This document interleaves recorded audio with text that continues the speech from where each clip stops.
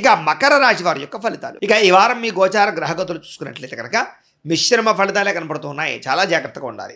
ముఖ్యంగా ఇతర దేశాల్లో ఉండే భారతీయులందరికీ కూడా అనవసరమైన సమస్యలను, గొడవలను ఇరుక్కునే పరిస్థితి కనపడుతోంది. ఉద్యోగ నష్టాలు, ఉద్యోగ భంగాలు ఉన్నాయి కాబట్టి ఇతర దేశాల్లో ఉండేవారు చాలా జాగ్రత్తగా ఉండాలి. స్వదేశంలో ఉద్యోగాలు చేసేవారు కూడా ఉద్యోగ గండాలు, ఉద్యోగ భయాలు ఉన్నాయి. అది గవర్నమెంట్ ఉద్యోగస్తులు అవ్వచ్చు, ప్రైవేటు ఉద్యోగస్తులు అవ్వచ్చు.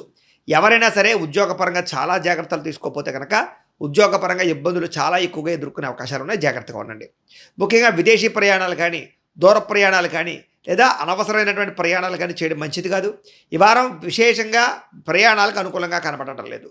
దానివల్ల ఏంటంటే ప్రయాణాల్లో అస్వస్థత, ఇబ్బందులు, సమస్యలు కొని తెచ్చుకునే అవకాశాలు కనపడుతున్నాయి. కాబట్టి ధన నష్టం కూడా విపరీతంగా కనపడుతూ ఉంది. కాబట్టి ప్రయాణాలు చేసేవారు 1కి 10 సార్లు ముఖ్యమైన ప్రయాణాలు అయితే చేయండి. విదేశీ ప్రయాణాలు వచ్చే వారానికి వాయిదా వేసుకుంటే బాగుంటుంది.